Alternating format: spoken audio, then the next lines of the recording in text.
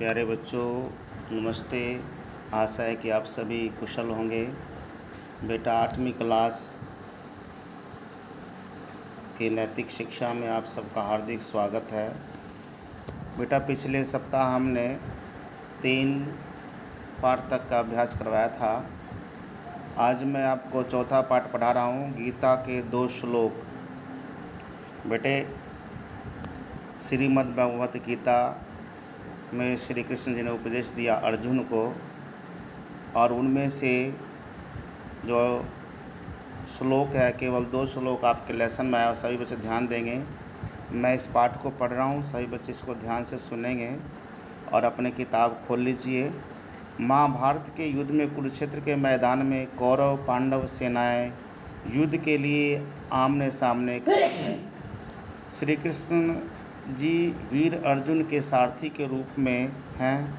वे अर्जुन के रथ को लेकर शत्रु सेना की स्थिति जानने के लिए एक ऊंचे स्थान पर जाते हैं, जहां से दोनों पक्ष की सेनाएं दिखाई पड़ रही है। अर्जुन अपने सामने युद्ध के लिए विपक्ष में खड़े अपने सगे संबंधियों को देखकर मोह से घिरकर हताश और व्याकुल हो जाते हैं। वे श्री कृष्ण जी से कहते हैं कि हे केशव, मैं सब कुछ छोड़कर जंगल चला जाऊंगा, संन्यास ले लूँगा, सभी दुख झेल लूँगा, किंतु अपने सगे संबंधियों से खून से हाथ रंगकर राज सुख नहीं भोग सकता। मैं यह युद्ध कदापि नहीं कर सकता। श्लोक देखिए बेटा, पहला श्लोक है। श्री कृष्ण जी अर्जुन को मोह में फंसा देखकर उसे कर्म का महत्व बताते हुए गीता का उपदेश देते हुए कहते हैं कि हे अर्जुन, कर्मण्यवाधिकारस्ते माँ फलेषु कदाचन माँ कर्मफल हेतु भूर्मा ते संगुस्त कर्मणि।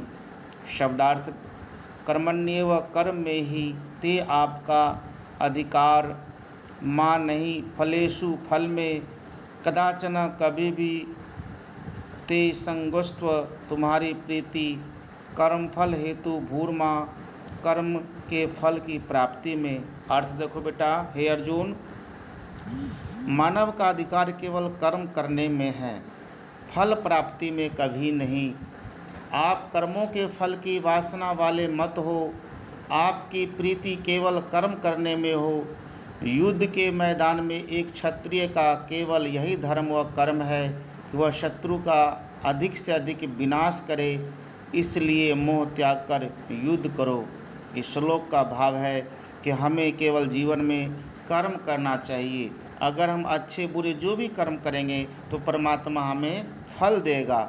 इसलिए कभी भी फल की चिंता नहीं करते हुए जीवन में शुभ कर्म करना चाहिए और अपने कर्म के फल के प्रति लिप्त नहीं होना चाहिए कि वह मैं ये काम करूँगा तो मुझे फल मिलेगा। आप अच्छे कर्म करो, परमात्मा फल देगा।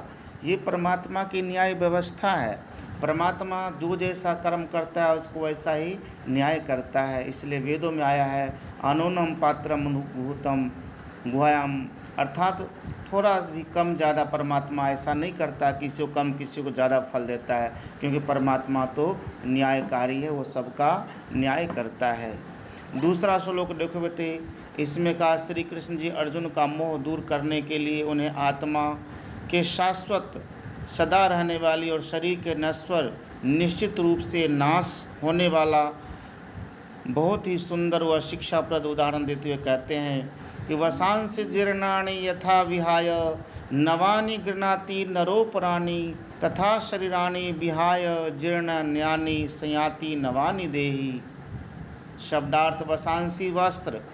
बेटे जितने शब्दार्थ है उसको अच्छी तरह से याद कर लेंगे, आपके पेपर में भी आएगा। जीर्णानि फटे पुराने, यथा जिस प्रकार, विहाय उतार कर, नवानि नए, गृह्णाति धारण करना, नरोप्राणी मनुष्य व कोई भी प्राणी, तथा उसी प्रकार संयाति धारण करना देही जीवात्मा।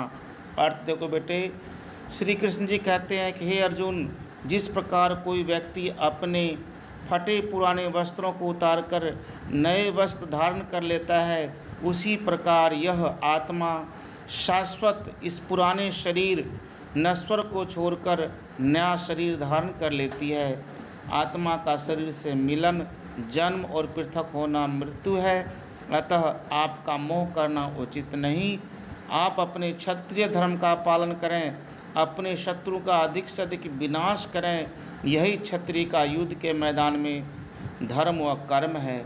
देखो बेटा, दूसरा श्लोक में बताया कि जैसे शरीर, इस शरीर को त्याग कर आत्मा दूसरे शरीर को धारण कर लेती है, क्योंकि आत्मा अजर अमर शाश्वत है, कभी नष्ट नहीं होता है। जैसे हम पुराने वस्त्र फट जाते हैं, उसको छोड़कर नए वस्त्र धारण कर लेते हैं, वैसे आत्मा दूसरे शरीर को धारण कर लेती है। और ये शरीर पंच तत्वों में बना हुआ शरीर, अग्नि वायु पृथ्वी जल आकाश से बना हुआ शरीर, जब इसको हम भस्म करते हैं तो सभी अपने अपने तत्वों में विलीन हो जाते हैं। तो ये तो केवल नश्वर शरीर है। मुख्य रूप से हमें अपने आत्मिक उन्नति के लिए हमें आत्मिक उन्नति प्रबल बनाना चाहिए। इसलिए इस श्लोक में ही बताया गया है कि हम अपने जीवन में शुभ कर्म करते हुए अपने आत्मिक उन्नति को प्राप्त करें और जितना हो सके अपने हाथों से अच्छे श्रेष्ठ कार्य करते रहें, यज्ञ आदि करते हुए अपने जीवन को सफल बनाएं। तो बेटा, आज ये 2 श्लोक मैंने करवाए हैं, आपका ये गीता के 2 श्लोक। सभी बच्चे इस वीडियो को बड़े ध्यान से देखें और आराम से पढ़ेंगे। इसका मैं क्वेश्चन का मैं PDF भेज दूंगा। आप सभी बच्चे इसमें PDF में से देखकर अपने जो नैतिक शिक्षा कॉपी है उसमें कर लेंगे। धन्यवाद।